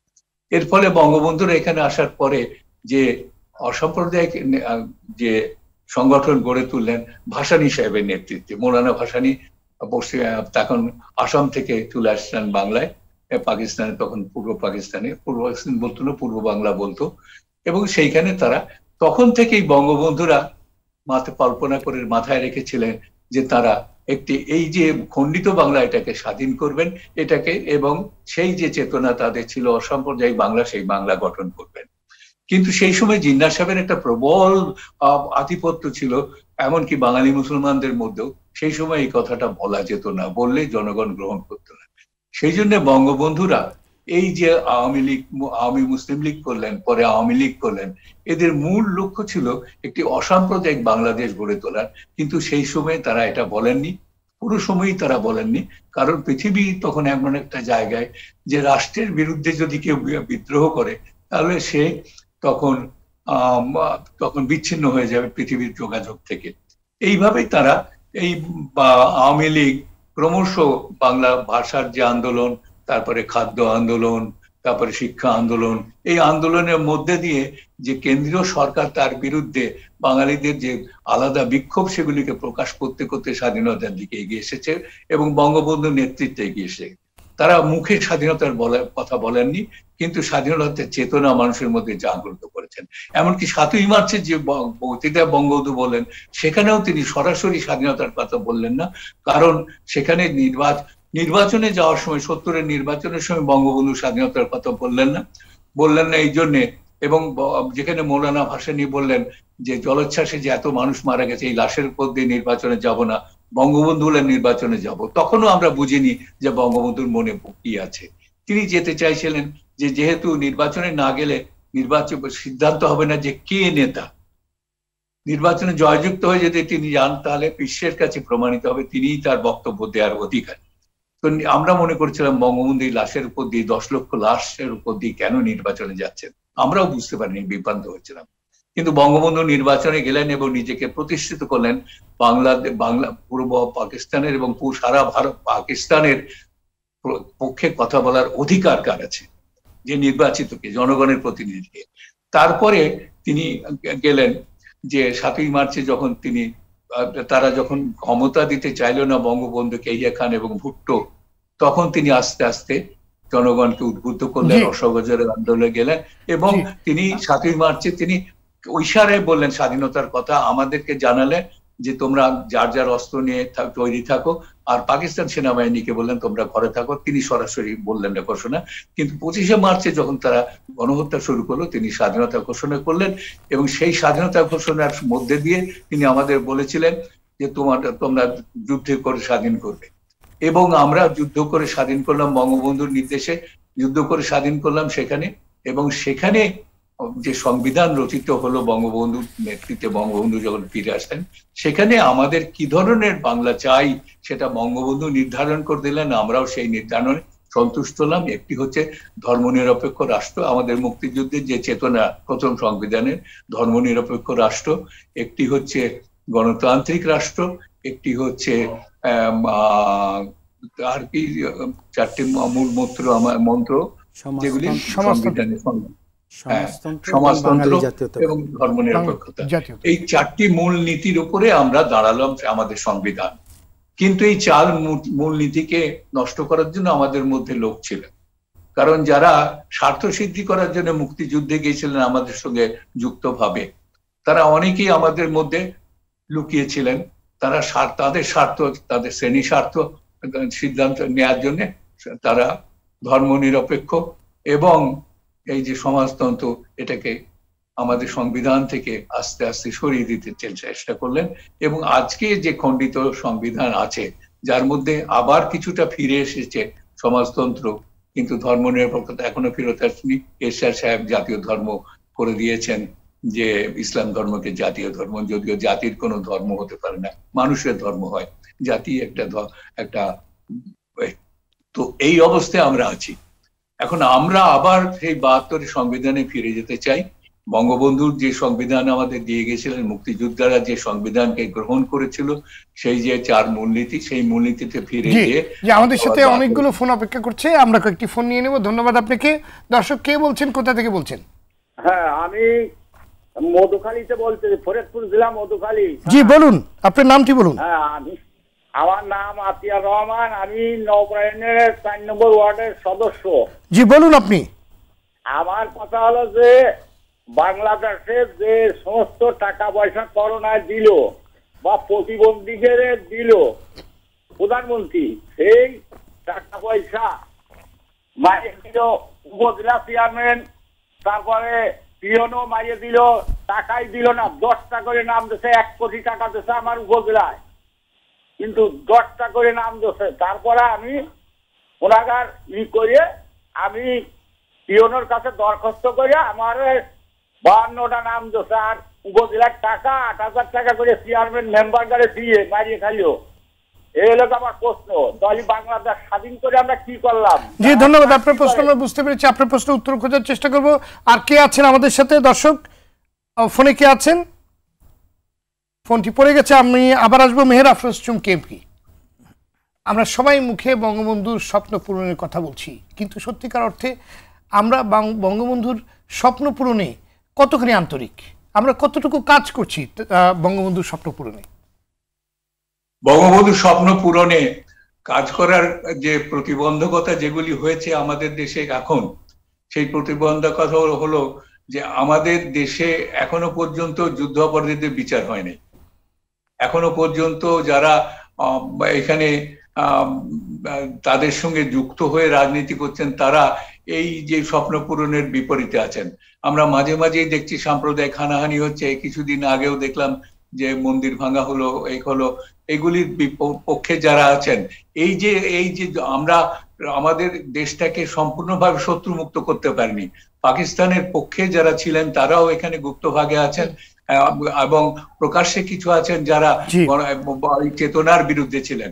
আমাদের প্রথমেই আমাদের বাংলাদেশের এই যে মুক্তিযুদ্ধের চেতনা বিরোধী যারা আছেন, তাদেরকে এখানে ক্ষমতার থেকে বিলুপ্ত করতে হবে এবং তাদেরকে এই বাংলাদেশের রাজনীতির থেকে মুক্ত করতে হবে। তাহলে বঙ্গবন্ধু চেতনা চেতনাকে আমরা প্রকাশ্যে নিয়ে আসতে ধন্যবাদ আপনাকে, ধন্যবাদ। আমাকে আমার প্রশ্নটি, এই একই প্রশ্নটি মেহের আফরোজ চুমকি আপনার কাছে নিয়ে আসতে চাই, যে আমরা সবাই মুখে বঙ্গবন্ধুর স্বপ্ন পূরণের কথা বলছি, কিন্তু আসলে সত্যিকার অর্থে বাস্তবে আমরা কতখানি আন্তরিক? মেহের আফরোজ চুমকি। ধন্যবাদ। আমরা অবশ্যই আমি প্রশ্নটি মেহের আফরোজ চুমকির কাছে করেছি। জি, আপনার কাছে আমি আবার আসবো। আমরা বক্তব্য দিতে দিতে আমরা আজকে যেই দিনে এসে উপস্থিত হয়েছি 14 ডিসেম্বর, যে দিনটি আমাদের দেশের জন্য অত্যন্ত একটি গুরুত্বপূর্ণ দিন। স্বাধীনতা যখন একেবারেই নিশ্চিত ছিল, তখন স্বাধীনতা বিরোধীরা এই দেশ যেন স্বাধীন হলেও মাথা তুলে না দাঁড়াতে পারে, তার জন্য তাদের সবচেয়ে বড় ষড়যন্ত্র বুদ্ধিজীবীদের হত্যা করেছিল। আর সেই দিনটি আজকে আমি বক্তব্যের শুরুতেই সেই বুদ্ধিজীবীদের প্রতি গভীর শ্রদ্ধা জানাচ্ছি, জাতির জনক বঙ্গবন্ধু শেখ মুজিবুর রহমানের প্রতি শ্রদ্ধা জানাচ্ছি, 30 লক্ষ শহীদ, 2 লক্ষ নির্যাতিতা মা বোন এবং আজ পর্যন্ত দেশ ও জাতির জন্য যারা জীবন দিয়েছে সকলের প্রতি গভীর শ্রদ্ধা জানাচ্ছি। আপনি যে প্রশ্নগুলো করেছেন, আমি সেই প্রশ্নের উত্তরের মধ্য থেকে শুরু করতে যে আমি যেটা বলতে চাই, যে আমাদের সুবর্ণ জয়ন্তী 50 বছর, কিন্তু একটু লক্ষ্য করে দেখেন যে এই 50 বছরের অর্ধেকের বেশি সময় কিন্তু যারা এই দেশের শাসনে ছিলেন, প্রধান ছিলেন, তাদের মধ্যে কিন্তু মুক্তিযুদ্ধের চেতনা ছিল না, এবং তারা কিন্তু বঙ্গবন্ধুর স্বপ্নকে বাস্তবায়ন করার জন্য তারা এই ক্ষমতায় ছিলেন না, বরং বঙ্গবন্ধুর ইতিহাসকে কিভাবে দূরে সরিয়ে রাখা যায় সেই ষড়যন্ত্রেই লিপ্ত ছিল। তাহলে আপনি মনে করেন যে 50 বছরের মধ্যে যদি 28 বছর আমি হিসাবে ধরেছি, যে এই সময়টা আমাদের বিভিন্নভাবে অগণতান্ত্রিক প্রক্রিয়ায় বলেন যারা ক্ষমতায় ছিল এবং এই ধরনের চিন্তা চেতনা নিয়ে ক্ষমতায় ছিল, কাজে স্বাভাবিকভাবেই সময়টা আমরা হিসাব করলে খুব কম হয়ে যাচ্ছে। যদিও সময়টা 50, কিন্তু হিসাব করলে দেখা যাচ্ছে সেটা 25-এর চেয়েও কম। অর্থাৎ যেই সময়টা বঙ্গবন্ধুর চেতনাকে ধারণ করে লালন করে সেটা বাংলাদেশের মাটিতে আমরা স্থাপিত করব এবং প্রজন্ম থেকে প্রজন্মের ভিতরে আমরা ছড়িয়ে দিব, সেই কাজটা কিন্তু আমরা খুব লম্বা সময় করার সুযোগ পাইনি। আর আরেকটা বিষয় হয়েছে যে মাত্র 3.5 বছরের মধ্যে বঙ্গবন্ধু যেই সংবিধানটা রচনা করে গেছিলেন, সেই সংবিধানে আমাদের সকল অধিকারই তিনি দিয়ে গেছেন এবং তার স্বপ্ন, তার চিন্তা চেতনা আমরা সেই সংবিধানের মধ্যেই পাই, কিন্তু দুর্ভাগ্য সেটা আর বাস্তবায়নের সুযোগ হয়নি। 3.5 বছরে তো বাস্তবায়ন সম্ভব নয়, আর সংবিধান রচনার পরেও তো সেটা সম্ভব হয়ে ওঠেনি, খুব অল্প সময়ের। তার পরবর্তীতে আস্তে আস্তে সেটা বিকৃত হয়ে গেছে, পরিবর্তিত হয়েছে এবং মানুষের চিন্তা চেতনার ভিতরের থেকে অনেক কিছুই দূরে সরে গেছে। যেমন দেশপ্রেম সরে গেছে, দেশপ্রেমের পাশাপাশি মানবতা সরে গেছে, বিচারহীনতার একটা টেন্ডেন্সি তৈরি হয়ে গেছিল, মানুষ জোর জবরদস্তি দখলবাজির একটা ধারণা তৈরি হয়ে গেছিল, এমনকি করাপশন বলেন, সবকিছুই কিন্তু আস্তে আস্তে মাথাচাড়া দিয়ে উঠেছে। কারণ যখন একটা সরকার অগণতান্ত্রিক প্রক্রিয়ায় আসে, অর্থাৎ যেখানে তাদের সত্য কথা বললে তো এটাইও হবে আপনার, যে বঙ্গবন্ধুকে হত্যা করার পরে ধারাবাহিকতাটা ছিল অত্যন্ত দুঃখজনক। সেখানে বঙ্গবন্ধুর কথা বলা যেত না, যেখানে বঙ্গবন্ধুর চেতনাকে ধারণটা করবে কি করে প্রজন্ম, যেখানে বঙ্গবন্ধু 7 মার্চের ভাষণকে কেউ বাজালিয়ে তাকে শাস্তি পেতে হতো, সেখানে বঙ্গবন্ধুর স্বপ্ন বাস্তবায়িত হবে কি করে। তো এই পথটা অতিক্রম করে আজকে আমাদের সৌভাগ্য যে তারই যোগ্য কন্যা আজকে দেশকে শাসন করার বা সেবা করার সুযোগ পেয়েছেন, এবং এতে করে আমরা আজকে একটা আমরা নিম্ন আয়ের দেশ, আমরা একটা উন্নয়নশীল দেশের পথে এগিয়ে যাচ্ছি। নিঃসন্দেহে এই অল্প সময়ের মধ্যে এতটুকু পথ অতিক্রম করা এটা আমাদের জন্য সৌভাগ্যের বিষয়।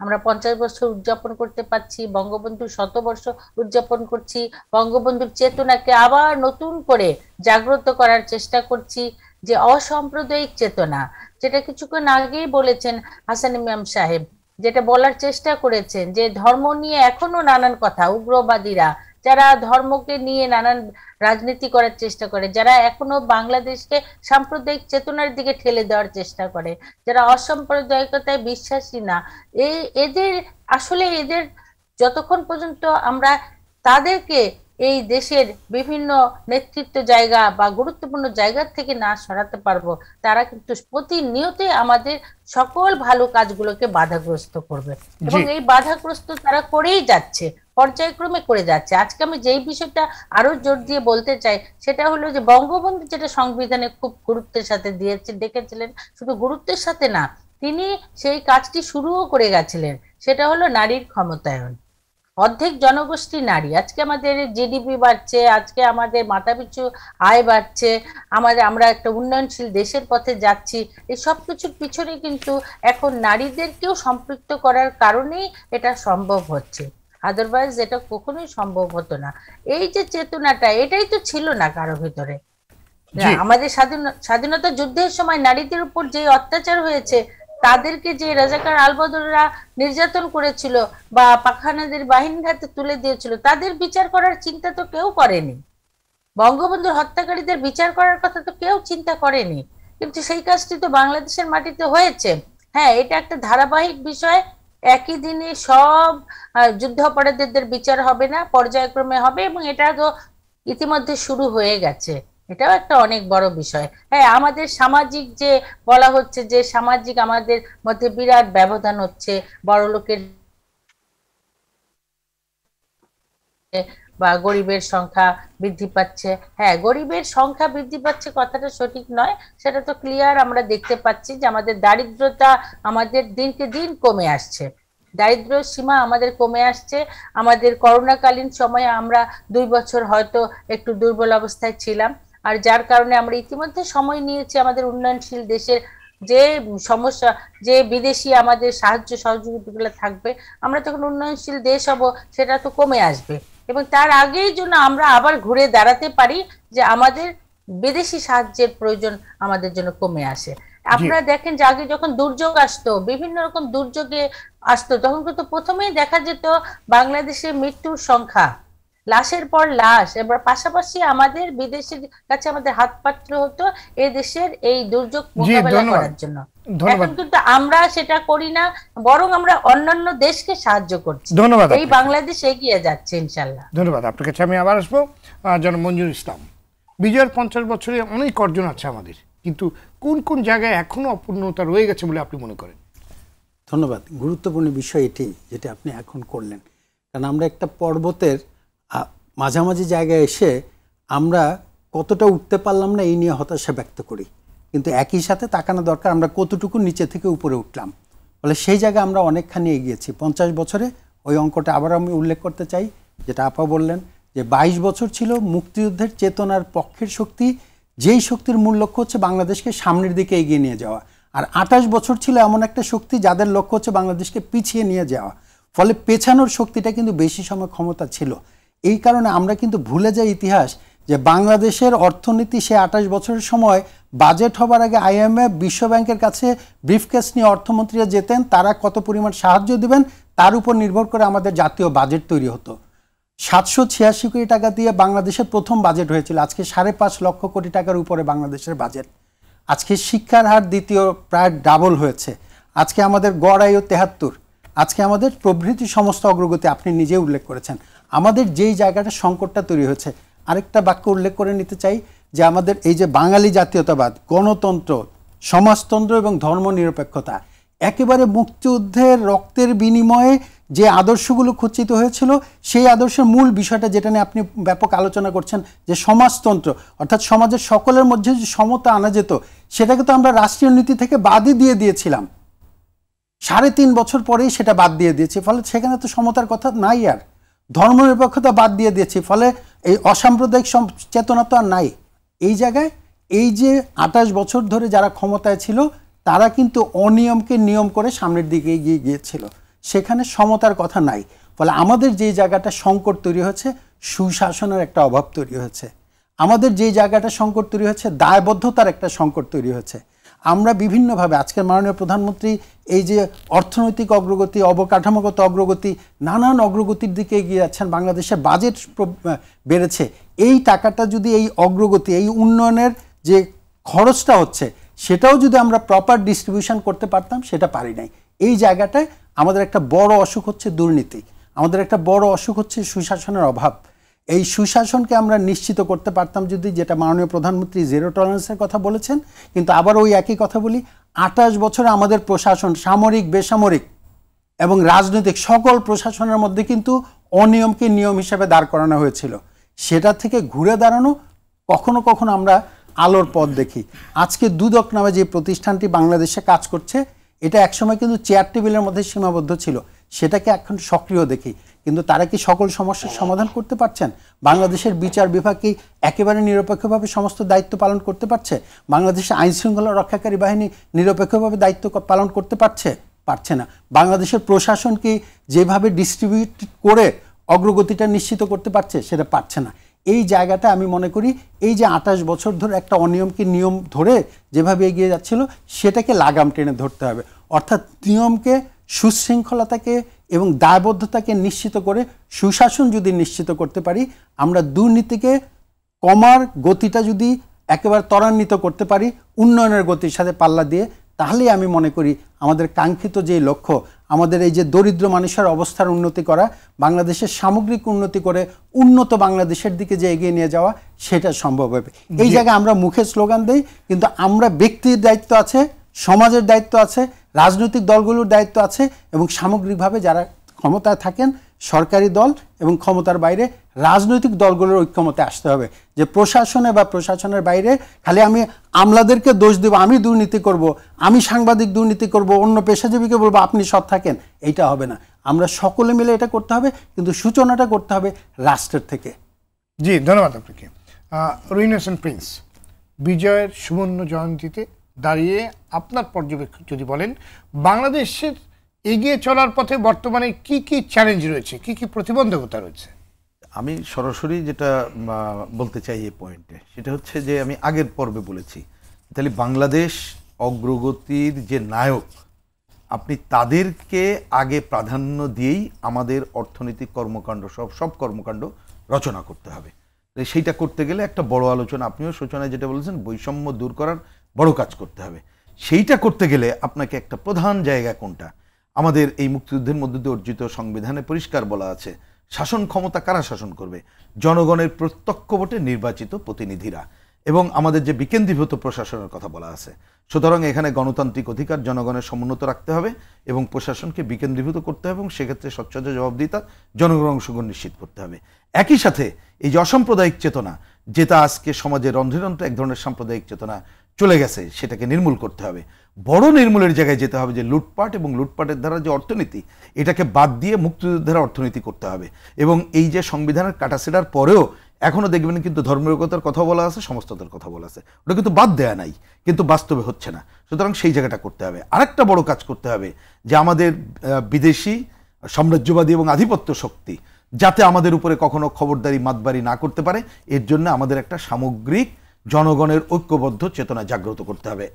এই কাজগুলো করার দায়, আর তাহলে করতে যারা পারে না, এই দায় কাদের? আমি মনে করি সাধারণ জনগণের কাঁধে দায় দেওয়ার আগে যারা এই যে দীর্ঘ 50 বছরে নানাভাবে ক্ষমতায় ছিল, তাদের মধ্যে নিশ্চয়ই 28 বছরে যারা ক্ষমতায় ছিল, তারা বাংলাদেশকে অনেকেই তো পেছনের দিকে নিয়ে যেতে চেয়েছিল 75-এর একটা কুদেতা সংগঠিত করার মধ্য দিয়ে। কিন্তু আজকে শুধু এটা বললে হবে না, যারা এখন ক্ষমতায় আছে তাদের গতিমুখ কোথায়? আমরা তো সেই গতিমুখ দেখছি না, যে এই অর্থনৈতিক বৈষম্য দূর করে একটা সুশাসন প্রতিষ্ঠা করা, আমরা তো দেখছি না একটা গণতন্ত্র প্রতিষ্ঠা করা, আমরা তো দেখছি না জনগণের কাছে, জনগণকে ক্ষমতায়ন করা সব কাজটা করে দেওয়া। বরঞ্চ তারা রাষ্ট্র ক্ষমতায় থেকে আমরা দেখছি স্বজনপ্রীতি এবং নানা ধরনের কর্মকাণ্ডের মধ্য দিয়ে এই যে লুটপাটের ধারাকে অব্যাহত রাখছে এবং এই রাষ্ট্রশক্তিকে ব্যবহারের সুযোগ করে দিচ্ছে, যেটা কিন্তু আমাদের বাংলাদেশ বিরোধীরাই যে কাজটা করেছিল। সুতরাং আজকে এর বিরুদ্ধে তারা কি করবে না করবে, তার থেকে বড় ব্যাপার এই 50 বছরের বাংলাদেশে বোধহয় জনগণকে আরেকবার ভীষণ মুক্তিযুদ্ধ 71 সেইটাকে নিয়ে বাস্তবায়নের সংগ্রাম করতে হবে। এবং এই ধারায় যারা নীতিনিষ্ঠ রাজনীতি করার কথা বলে, আজকে ক্ষুদ্র হলেও তাদেরকে একটা বিকল্প শক্তি সমাবেশ গড়ে তোলার কাজে এগিয়ে আসতে হবে। আর সাধারণ মানুষকে এই নীতিহীন শক্তিকে না বলতে হবে, নীতিনিষ্ঠ শক্তিকে হ্যাঁ বলতে হবে। এইটা বলেই যদি একটা বিকল্প শক্তি সমাবেশ মুক্তিযুদ্ধের ধারায় করা যায়, যে যারা মুক্তিযুদ্ধের ধারাকে সমন্বিত করবে, তাহলেই বোধহয় আপনি বাংলাদেশের এই 50 বছরের বাংলাদেশে মুক্তির পথকে আপনি দ্রুত এগিয়ে নিয়ে যাওয়ার জায়গায় নিয়ে যেতে পারবেন। ধন্যবাদ আপনাকে। স্থপতি ইকবাল হাবিব, সোনার বাংলা গড়তে হলে সবার আগে সোনার মানুষ তৈরি করা দরকার। সেটা কি আমরা করতে পারছি? খাঁটি মানুষ কি তৈরি হচ্ছে আমাদের? আসলে অনেকক্ষণ ধরে শুনছিলাম এবং অধিকাংশ আলোচকদের সাথে আমার মনে হচ্ছে যে জায়গাটায় আমাদের একটা জেদ টানা দরকার, সেটা হচ্ছে পেছনমুখিতা, পশ্চাৎমুখিতা, অর্থাৎ কারা করলো না, যারা করলো না তাদেরকে জাতি একেবারে ভাগাড়ে ফেলে দিয়েছে, ফলে তাদের কথা বলে আমাদের দায়িত্ব এড়ানোর কোনো সুযোগ নাই। আমরা সত্যিকার অর্থে যাদেরকে নেতৃত্বে আনি, যাদেরকে নিয়ে নেতৃত্বকে সাজাই, তাদের কাছে প্রত্যাশার কথা বললেই আগে তো পাসনি, ও তো করলো না, এই কথা শোনা আমার মনে হয় বাদ দেওয়া দরকার। সময় হয়েছে। আমরা 5 বছরের জন্য যদি এই সরকারকে পেতাম তাহলে তো এই আফসোসটা আমাদের থাকতো। আমরা অনেকদিন ধরে পাচ্ছি এবং তার ডিভিডেন্ড মুনাফা আমরা ঘরে তুলতে শুরু করেছি। এখন এই পিছনের দিকে কথা বলার এই চর্চাটা বাদ দিতে হবে। বাদ দিতে হবে এই জন্যে, আত্মশ্লাঘায় যখন জাতি ভোগে, কোনো মানুষ ভোগে, তখন কিন্তু সে আর ত্রুটি ধরতে পারে না। ত্রুটি ধরতে না পারলে সে সামনের দিকে সকলের জন্য একটা বিন্যাসকৃত সমাজ তৈরি করতে পারে না। এবং সেক্ষেত্রেই আমি বারবার ওই জায়গাটা ঘোরানোর চেষ্টা করছি। ঘুরতে আমরা হচ্ছি, ঘুরবো অবশ্যই।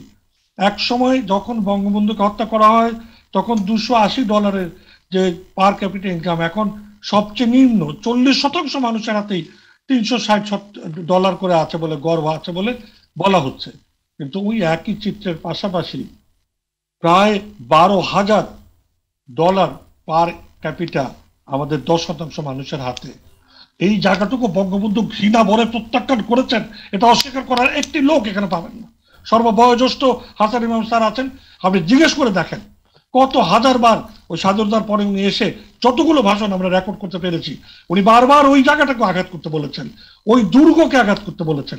এখন ওই কথা বললেই যদি ও করে নাই, সে করে নাই, 28 বছর কে ছিল, এই সমস্ত তত্ত্ব তালাশ দিয়ে তো সামনে হতে পারবো না। ওদের কথা ভুলতে হবে, কারণ ওরা আগুন সন্ত্রাস করে নিজেদেরকে নিজেরা ভুলিয়ে দেওয়ার ব্যবস্থা করেছে। আমাদের সামনে এগুলোর জায়গায় সকলের জন্য, সকলকে নিয়ে যে অর্থনৈতিক বুনিয়াদ করা দরকার, সেই জায়গায় সকলকে যার যার জায়গায় দাঁড়িয়ে জোরে সোরে কথা বলতে হবে, আলোচনা করতে হবে। বৈষম্যকে কি করে আমরা দূর করব? আমরা অর্থনৈতিক গ্র্যাজুয়েশন করব, সেই গ্র্যাজুয়েশনটা যেন সকলের জন্য হয়। আমি যে বাড়ি থেকে গ্র্যাজুয়েট করছি সে বাড়ির দোকানদার, কাজের বুয়া থেকে শুরু করে সবচেয়ে বয়োবৃদ্ধ যেন সেই গ্র্যাজুয়েশনের ফল পায়। সেই জায়গায় আলাপ করতে গেলেই আমরা পুরোনো দিনের কথা, আমরা কেন ভালো কথাটা বললাম না, ভালো করছি বলেই আমি আমার ওই গরিব মানুষটার কথা সবার আগে বলতে চাই। আমি প্রিন্স ভাই যে কথাটা বলছেন, সে কথাটা বলতে আপনার আমাদের সকলের আপত্তি কোথায়? যে আমার যে গরিব মানুষ, যিনি এখনো সকল কষ্ট করার পরে যখন সেই ফসলের যথাযথ মূল্য পান না, ঢাকার বুকে যত অজস্র মানুষ, 44 লক্ষ মানুষ যখন মাথা গোজার একটা ঠাঁই পান না, তারপরেও সচল করে রেখেছেন অর্থনীতি, তার কথা বললি গা চারা দিবে কেন?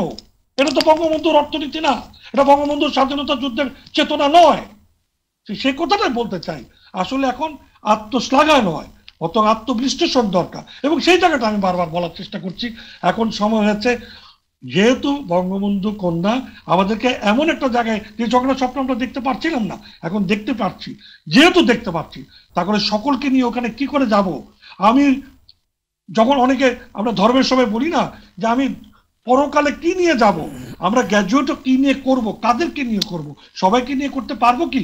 এই প্রশ্নগুলো করে করে করে করে আমাদের সকলকে এই রেলগাড়িতে উঠাতে হবে। এই জায়গায় চেতনাগত দিক থেকে আমাদের দূরত্ব নাই, কিন্তু কথা বলার জায়গা কিন্তু এখন এইটাই। আমরা কি করেছি, কি কতটা অর্জন করেছি, সেটা বলার পাশাপাশি সবচেয়ে বেশি বলবো সবাইকে সে অর্জনের ভাগ কি করে আমরা দিতে পারি। কারণ ওই যুদ্ধটা কিন্তু ওনারাই করেছিলেন সবচেয়ে। জি, ধন্যবাদ আপনাকে। অধ্যাপক শরফুদ্দীন আহমেদ, একটা কথা আমি বলতে চাইছিলাম, সেটা হচ্ছে যে শিক্ষার যে মানটা সেটা উন্নত করতে হবে। শিক্ষার সংখ্যা অনেক বেড়েছে আমাদের, এখনো বাড়বে, এবং হয়তো আমাদের 5-7 বছরের মধ্যেই আমরা 100% শিক্ষিত হব। কিন্তু কিভাবে শিক্ষিত হব? আমাদের শিক্ষার পাঠ্যসূচিকেও পরিবর্তিত করতে হবে। আমার শিক্ষার পাঠ্যসূচিতে যখন শামসুর রহমানের কবিতা বাদ দেওয়া হয়, যা নানাভাবে বাদ দেওয়া হয়, সেখানে বোঝা যায় যে মুক্তিযুদ্ধের চেতনা পিছিয়ে যাচ্ছে শিক্ষা পাঠ্যসূচির থেকে। সেখানে আমাদের কিন্তু মুক্তিযুদ্ধের চেতনার সহায়ক পাঠ্যসূচি তৈরি করতে হবে। ধন্যবাদ ধন্যবাদ। অধ্যাপক শরফুদ্দীন আহমেদ, 50 বছরে বাংলাদেশ কেমন হতে পারত বলে আপনি মনে করেন? সত্যিকার অর্থে আমরা 50 বছর তো না, 22 বছরে 50 বছরের কাজ পেয়েছি, অর্থাৎ 0 থেকে 22 বছরে 50-এ উঠেছি। এর জন্য সফলতা মাননীয় প্রধানমন্ত্রী জননেত্রী শেখ হাসিনা। 75-এ জননেত্রী শেখ হাসিনাকেও যদি বঙ্গবন্ধুর সাথে হত্যা করা হতো, আমাদের অস্তিত্ব কোথায় থাকতো একবারও আমরা যদি না ভাবি, তাহলে আমরা সামনে আগাতে পারবো না। আবার যদি 2004-এর 21শে আগস্ট নেত্রী সহ আওয়ামী লীগের ওই ট্রাকের সবাইকে হত্যা করা হতো, আজকে আমরা পাকিস্তানের অধিবাসী থাকতাম। সুতরাং আজকে আমরা যেখানে আছি, আমি মনে করি আমাদের আরো কয়েকটি জিনিস হওয়া দরকার ছিল, যেটা হবে। একটি হলো, আমি যেটা বলছি, আমার স্বাস্থ্য ব্যবস্থা উন্নয়নের জন্য আমরা স্বাস্থ্য বীমা করব। আমি আমার দেশে ফার্মাসিউটিক্যাল এখন যে পর্যায়ে আছে, 151টি দেশে আমরা রপ্তানি করছি। গার্মেন্টসের পরে আমাদের আজকের যে অবস্থান, আগামীতে আরো উন্নততর করতে হবে। বাংলাদেশেই ভ্যাকসিন তৈরি হবে, বিদেশে রপ্তানি হবে।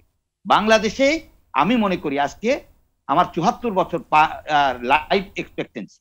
এর পিছনে কারণ কলেরা নাই, গুটি বসন্ত নাই, ইনজুরি কমাতে হবে, এই যে রোড অ্যাক্সিডেন্ট কমাতে হবে, ড্রাউনিং কমাতে হবে, অর্থাৎ এই যে জলে ডুবে যারা মারা যাচ্ছে, এবং রোগ ব্যাধি যাতে এনসিডি মানুষ যেন খায় হাঁটে, তাহলে তার ডায়াবেটিস হবে না।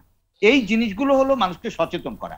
সাথে সাথে আমি মনে করি, যেটা বলছিলেন যে দুর্নীতি দমন কমিশন, বিচার বিভাগের স্বাধীনতা, সাথে সাথে যদি আমরা আমলাতান্ত্রিকতা দূর করতে পারি, স্বাধীনভাবে চলতে পারি, স্বাস্থ্য ব্যবস্থায় আমার যা দায়িত্ব আমি যদি সঠিকভাবে পালন করি, দেশটা সুন্দরভাবে এগিয়ে যাবে। অর্থাৎ আগামী 50 বছর আমরা সবাই যদি যার যার দায়িত্ব পালন করি, জো বাইডেন যেমন করে মাননীয় প্রধানমন্ত্রীকে বলেছে উন্নয়নের রোল মডেল আমাদের কাছ থেকে ধার করতে চায়, দারিদ্র বিমোচন করতে চায়, কিসিঞ্জারদেরকে তখনই আমরা দূরে তাড়িয়ে দিতে সক্ষম হব। অর্থাৎ আগামী 50 বছর সবাইকে দেশের জন্য, মানুষের জন্য কাজ করতে হবে, এটাই আমার আহ্বান। ধন্যবাদ আপনাকে। জনাব হাসান ইমাম, 50 বছর বয়সী বর্তমান বাংলাদেশকে দেখে আপনি কতখানি সন্তুষ্ট, এবং আগামী 50 বছর পরে কেমন বাংলাদেশ আপনি প্রত্যাশা করেন? জনাব হাসান ইমাম। হাসান ইমাম, জি। আমি 50 বছরে আশাবাদী। আমি তবে একটা জিনিস হলো কি, আমাদের যে এই সমাজে যে এখন অর্থের তো একটা বিরাট শক্তি আছে, এখন অনেক বিত্তশালী লোক হয়ে গেছে, তারা খুবই শক্তিশালী, তারা প্রভাবিত করছে রাজনৈতিক দলগুলোকে। এই প্রভাব থেকে মুক্ত হয়ে বেরিয়ে আসতে হবে। আমরা দেখতে পাচ্ছি যে আওয়ামী লীগের মতো রাজনৈতিক দলে ব্যবসায়ীর সংখ্যা বেশি, রাজনীতিকের সংখ্যা কম। সেখানে আমাদের সরাসরি যারা রাজনীতিতে মাটির সঙ্গে যারা আছেন, বঙ্গবন্ধুর মতো মানুষ, তাজউদ্দিন সাহেবের মতো মানুষ যারা রাজনীতিতে ছিলেন, সেই ধরনের মানুষের সংখ্যা কমে যাচ্ছে, এখন ব্যবসাদারের সংখ্যা বেড়ে যাচ্ছে। ফলেই তাদের যে শ্রেণী, সেই শ্রেণীর সুবিধা আদায় করার জন্য রাজনীতিকে তারা ব্যবহার করবেন বলে আমি মনে করি। এটাকে রোধ করতে হবে। যারা মাটির মানুষের সঙ্গে যুক্ত, তারা যেন রাজনীতিতে আসেন, এবং রাজনীতিতে তারা যেন পেশা হিসেবে গ্রহণ না করেন। রাজনৈতিক দলগুলিকে সেইভাবে দেখতে হবে যে রাজনৈতিক দলের যারা যারা থাকবেন, তারা রাজনীতিকে পেশা হিসেবে ব্যবহার করবেন না, সমাজ সেবা হিসেবে ব্যবহার করবেন। এবং সেইখানে সেভাবে করলেই আমরা রাজনৈতিক শক্তিটাকে আমরা সমাজের কল্যাণে ব্যবহার করতে পারবো, অর্থ উপার্জনের ব্যাপারে ব্যবহার করব না। এবং এই কারণেই আমি মনে হয় যে এই রাজনৈতিক যে স্বচ্ছতা, সেটা বিশেষ করে আওয়ামী লীগ যে মুক্তিযুদ্ধের পক্ষের শক্তি যারা এখন ক্ষমতায় আছেন, তাদের মধ্যেই এই যে পরিচ্ছন্নতা আনার জন্য সক্রিয় হতে হবে, তাহলে আমাদের ভবিষ্যৎ অত্যন্ত উজ্জ্বল। জি, ধন্যবাদ আপনাকে। মেহের আফরোজ চুমকি, এমপি, 50 বছর পার করতে যাচ্ছি, এখানেই তো শেষ নয়, সামনে আরো অনেক পথ চলতে হবে। তো আমাদের এই পথ চলা কেমন হওয়া দরকার বলে আপনি মনে করেন? এবং আমাদের আজকের যে আলোচনার বিষয়, বঙ্গবন্ধুর স্বপ্নের বাংলাদেশ দেখতে চাই, আমরা আপনার কাছে শুনতে যাচ্ছি। এবং ছোট্ট করে আপনি যদি বলেন, আমাদের একজন দর্শক মধুখালী থেকে আতিয়া রহমান, উনি একটি প্রশ্ন রেখেছিলেন, ওনার প্রশ্ন উত্তরটি করা প্রয়োজন। উনি আপনাদের করোনার সময় কিছু সহযোগিতা ছিল, সেটা মনে হয় প্রপারলি পাননি, উনি যেটা যেভাবে বলছিলেন, আপনি যদি ছোট্ট করে ওটা বলে আপনি আমাদেরকে একটু বিস্তারিত বলেন। ঠিক আছে, আমি যেটা বলতে চাচ্ছি যে হ্যাঁ, 50 বছরে বিশেষ করে এই সময়কালে আমাদের যে উন্নয়নটি হয়েছে নিশ্চয়ই আমরা অনেকটাই অনেক আশ্বস্ত হতে পারছি এবং আশাবাদী, কিন্তু তার পাশাপাশি আমাদের যে মানসিকতার যে উন্নয়ন, সেই উন্নয়নটা কিন্তু আমরা সেইভাবে অগ্রগতিটা আমাদের হয়নি। সেটার পিছনে হয়তো অনেক কারণ আছে, যেটা আপনার কিছুক্ষণ আগে একজন প্রশ্ন করেছেন যে করোনাকালীন সময়ে তার বরাদ্দগুলো কেউ লুট করে নিয়েছে, চুরি করে নিয়েছে বা পাননি ইত্যাদি এই টাইপেরই বিষয়। হ্যাঁ, আমাদের দেশের যেই কথাটা বললাম যে মানসিকতাটার পরিবর্তনটি এখনো হয়নি, যে যেই দায়িত্বটা পেয়েছে সেই দায়িত্বটা যথাযথভাবে পালন করা। আমি প্রথমেই কিন্তু বলেছিলাম যে আমাদের মধ্যে দেশপ্রেম বোধটা কমে এসেছিল, আমাদের মানে বিচারহীনতার কারণে বা নানান কারণে। এখন আমাদের একজন বক্তা হয়তো ভাবছেন যে আমরা পুরনো কথা কেন বলি। আমরা তো পুরনো কথা বারবার তুলে আনবো, এই কারণে তুলে আনবো যে আমাদের বাংলাদেশের মানুষরা অত্যন্ত মেধা সম্পন্ন, কিন্তু খুব তাড়াতাড়ি সবকিছু ভুলে যান। আর ভুলে যান বলেই তারা আমাদের বারবার কষ্ট করতে হয়, বারবার আমাদের সংগ্রাম করতে হয়। কিন্তু এই জন্য আমাদের জনগণকে, জাতিকে বুঝিয়ে দেওয়া উচিত যে এই দেশের ইতিহাসটা কেমন ছিল। আমরা কিন্তু বলি নাই যে তারা পারে নাই বলে আমরা পারবো না, আমরা কিন্তু ঠিকই করে যাচ্ছি। হ্যাঁ, এটা তো আমি প্রথমেই বলছি যে আরো অনেক কিছু করা উচিত এবং আমাদের মধ্যে অনেক ডিসক্রিমিনেশন আছে, এই সমস্যাগুলোর সমাধান করতে হবে। আমাদের বর্তমান মাননীয় প্রধানমন্ত্রী শেখ হাসিনা, তিনি জাতির জনকের কন্যা, এটা আমাদের জন্য বিরাট একটা আশীর্বাদের মতো, এবং তিনি সত্যিকারভাবে দেশপ্রেম আছেন এবং তিনি কিন্তু আপনি লক্ষ্য করেছেন অন্যায় করলে তার পার্টির লোক হোক বা যে কেউ হোক কিন্তু তিনি ছাড় দিচ্ছেন না। আপনাকে আমি এক্সাম্পল শর্টে আমি বলবো যে এই যে আমাদের একজন এমপি মুরাদ সাহেব, সে কিছু উল্টাপাল্টা কথা বলেছে, সাথে সাথে অ্যাকশন হয়ে গেছে। অথচ অন্যান্য দলগুলোকে লক্ষ্য করে দেখেন, এই যে একজন আলাল সাহেব আমাদের মাননীয় প্রধানমন্ত্রীকে নিয়ে নোংরা কথা বলেছে, কই এটার প্রতিবাদ তো কেউ করে না, এটার জন্য তো কেউ কোনো কথা বলে না। তা আমরা আশা করব যে আমাদের বুদ্ধিজীবীরা এই বিষয়গুলোকে সচেতন হয়ে কথা বলবেন। একা সেই জননেত্রী শেখ হাসিনার পক্ষে এই দেশটাকে এগিয়ে নেওয়া সম্ভব না, প্রতিটি মানুষকে সচেতন হতে হবে, আর তার সচেতনতার জন্য আমাদের পুরনো ইতিহাসগুলোকে তুলে আনতে আমরা বাধ্য হই, এটা বলতেই হবে। তার অর্থ এই না যে তারা করেনি বলে আমরা বসে আছি হাত পা গুটিয়ে, মোটেও না। কিন্তু আমাদের যে মানসিকতার, এই মানসিকতাগুলো আমরা যেন আরো আরো পরিবর্তন হতে হবে উন্নয়নের পাশাপাশি। এক্সাম্পল আমি বলবো যে আপনার করাপশনের কথা বলেন, আমাদের পরিষ্কার পরিচ্ছন্নতার কথা বলেন, আপনারা পাশাপাশি একজনের প্রতি আরেকজনের শ্রদ্ধাবোধ, যেমন নারীর অনেক ক্ষমতায়ন হয়েছে, কিন্তু তারপরও নারীর উপর কেন সহিংসতা হবে? এই মানসিকতার কারণেই তো বাংলাদেশ এখন ডিজিটাল বাংলাদেশ হয়েছে, আর হয়েছে বলে আজকে এই করোনাকালীন কঠিন সময়েও আমরা কিন্তু দেশকে চালিয়ে নিতে পারছি। তো আমরা তো বসে নেই যে ওরা করে নাই আমরা করব না, ওরা তো করে নাই তাই বলে কি আমরা করছি না? কিন্তু প্রসঙ্গটা বলতেই পারবো না, এই কথা কিন্তু ঠিক নয়। আমরা বারবার বলবো, বারবার জাতিকে জানাবো, যাতে কোনোভাবেই তারা এইসব ভুলে না যায়। খুব দ্রুত তারা ভুলে যায়, খুব তাড়াতাড়ি ভুলে যাওয়ার কারণে আমরা কিন্তু বারবার সমস্যায় পড়ি। এই সমস্যায় যেন পড়তে না হয় সেজন্য আমাদের সবারই সবকিছু মনে রেখে বলতে হবে। একটা দেশের জাতির পিতাকে হত্যা করেছে, এটা আমরা ভুলে যাব? ভুলে যেতে পারি? এটা আমরা ভুলে যেতে পারি না। জাতির জন্য বঙ্গবন্ধুর কন্যাকে হত্যা করার চেষ্টা করা হয়েছে এই বাংলাদেশে, এটা তো আমরা ভুলে যেতে পারি না। আর সেই সময়কালের যে সমস্যাগুলো ছিল, সেই সমস্যাগুলোকে আমরা ওভারকাম করে আমরা এগিয়ে যেতে চাই। আজকে শিশুদের আমি সবচেয়ে বেশি গুরুত্ব দেব, শিশুদের। বাংলাদেশ আজকে এমন একটা সময় পার হচ্ছে, এটা আমাদের জন্য সৌভাগ্যের। সারা ওয়ার্ল্ডে এরকম হাতে গোনা 2-1টা দেশ থাকতে পারে যে দেশে ডেমোগ্রাফিক ডিভিডেন্সের ক্ষেত্রে আমরা বলবো যে আমাদের ইয়াং ফোর্স, আমাদের শিশুর সংখ্যা অনেক বেশি, কিন্তু এই শিশুরা অঙ্কুরে যেন ঝরে না যায়, এই শিশুরা প্রত্যেকের জন্য প্রস্ফুটিত হতে পারে, প্রতিটি শিশুকে যেন আমরা অধিকার দিতে পারি। আর শিশুকে অধিকার দিতে হলে তার মাকে অধিকার দিতে হবে, তার মায়ের স্বাস্থ্যের দিকে নজর দিতে হবে। হয়তো আমরা করছি, কিন্তু এটা আরো অনেক অনেক বেশি আমাদের করতে হবে। এবং বিশেষ করে একটা শ্রেণী যারা স্বাস্থ্যসেবা পাচ্ছে না, যদিও কমিউনিটি ক্লিনিক হয়েছে, এটাও তো বন্ধ করে দেওয়া হয়েছিল, এটাও কি বলতে পারবো না আমরা যে তারা বন্ধ করে দিয়েছিল? আমরা সেই কমিউনিটি ক্লিনিকগুলো চালু করেছি, কিন্তু তাতেই তো আমরা শেষ না, এটা আরো অনেক দূর এগিয়ে যেতে হবে, এখানে শেষ না। উন্নয়ন আরো অনেক দূর এগিয়ে যেতে হবে। আমাদের আগামী প্রজন্ম মুক্তিযুদ্ধের চেতা লালন করবে, ধারণ করবে, বঙ্গবন্ধুর স্বপ্নকে অন্তরে লালন করবে, পাশাপাশি ঘৃণা করবে যারা বঙ্গবন্ধুকে হত্যা করেছে, যারা আমাদের দেশকে পিছিয়ে নিয়ে গেছে। এই দুটোকে, চেতনাকে ধারণ করে এগিয়ে যেতে পারলেই তারা সততার সাথে এগিয়ে যেতে পারবে। ধন্যবাদ। আমাদের মানসিকতা পরিবর্তন করতে হবে, এটাই আজকে আমি মনে করি। ধন্যবাদ। আমাদের আলোচনা একদম শেষ পর্যায়ে। আমি 30 সেকেন্ড করে সবার কাছে যে বঙ্গবন্ধুর আমাদের আজকের সাবজেক্ট কিন্তু বঙ্গবন্ধুর স্বপ্নের বাংলাদেশ চাই। আপনার প্রত্যাশা এই 50 বছরে দাঁড়িয়ে কেমন বাংলাদেশ আপনি দেখতে চান ভবিষ্যতে, একদম 30 সেকেন্ডে বলবেন। 30 সেকেন্ড আমি এইটুকু বলবো, বাংলাদেশ অগ্রগতির বাংলাদেশ হবে, বাংলাদেশ সমৃদ্ধির বাংলাদেশ হবে, কিন্তু ইতিহাসকে ভুলে গিয়ে সামনে এগোনোর কোনো ইতিহাস পৃথিবীতে নাই। ফলে অতীত জানতে হবে। আমাদের দেশে পদ্মা সেতু হতে দেওয়া হয়নি, আমাদের দেশে 3 দিন আগে খেলা হলো, সেখানে পাকিস্তান ভেঙে গেল কেন, এই নিয়ে তরুণ সমাজ যখন ক্ষোভ প্রকাশ করে, সেই নাগরিকদের সামনে নিয়ে সামনে এগুতে হলে অতীত মনে রাখতে হবে। কারণ আমরা স্বপ্নের মধ্যে মনে করি সব ভুলে গিয়ে যে আজকেই বোধহয় বাংলাদেশের জন্ম, অগ্রগতি এখনই সব।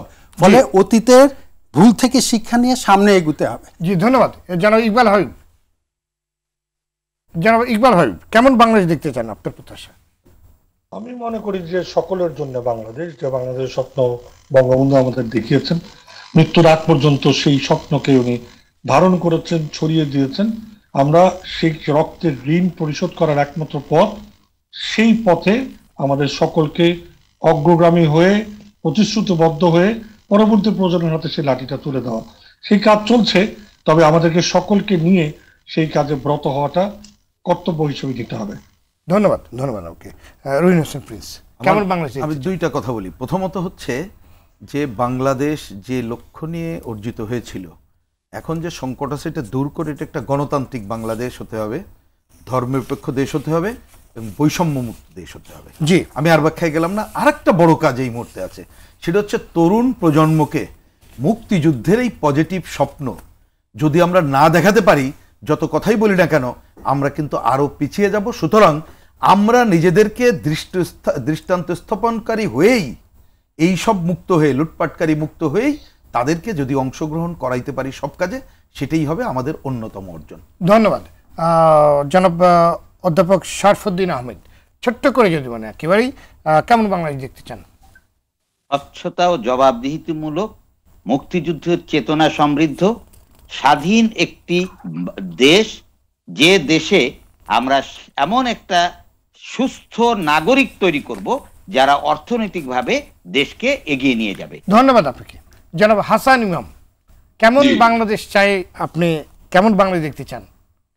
প্রথম কথাই আমি বলতে চাই, বঙ্গবন্ধু যেটা আদর্শ ছিল যে এই বাংলাদেশের সব সম্পদের মালিক হবে সমানভাবে বাংলাদেশের সব মানুষ, এটা দেখতে চাই। আরেকটা দেখতে চাই যে প্রতিটি মানুষ যেন একে অপরকে ভালোবাসে, যেন কোনো ধর্ম বিভাজন না হয়, আর সম্পদের মালিক হলেই সবাই সুশিক্ষিত হবে। বাংলাদেশের মুক্তিযুদ্ধের চেতনায় শিক্ষা ব্যবস্থাকে গড়ে তুলে বঙ্গবন্ধু যেটা চেয়েছিলেন সুশিক্ষা দেওয়া, সেই সুশিক্ষা দিতে। ধন্যবাদ আপনাকে।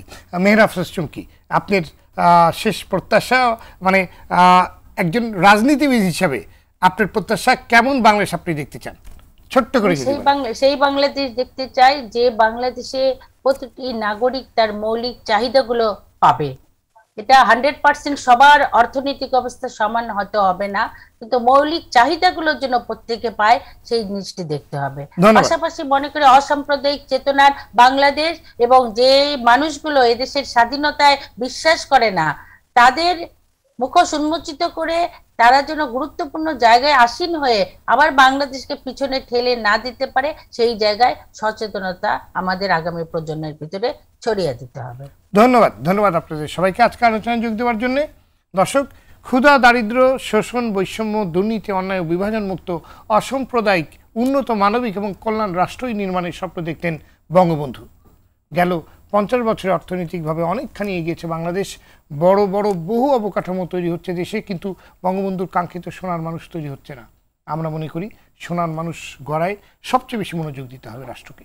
যে সোনার মানুষ পূরণ করবে জাতির পিতার অপূর্ণ স্বপ্নগুলোকে, গড়ে তুলবে সত্যিকার অর্থে একটি কল্যাণকামী মানবিক রাষ্ট্র, যে রাষ্ট্রে মানুষে মানুষে ভেদাভেদ থাকবে না। যেমনটি কিছুক্ষণ আগে জনাব হাসান ইমাম বলছিলেন যে মানুষে মানুষে কোনো ভেদাভেদ থাকবে না, মানুষ মানুষকে ভালোবাসবে, সেরকম রাষ্ট্রটি আসলে আমরা তো দেখতে চাই। দর্শক, আজ এ পর্যন্তই। অনুষ্ঠান পুনঃপ্রচার হবে সকাল 7:30। আগামী সপ্তাহে আবারও ফিরে আসবো আমি সৈয়দ আশিক রহমান। সবাই ভালো থাকুন, সুস্থ থাকুন, সঙ্গে থাকার জন্য ধন্যবাদ।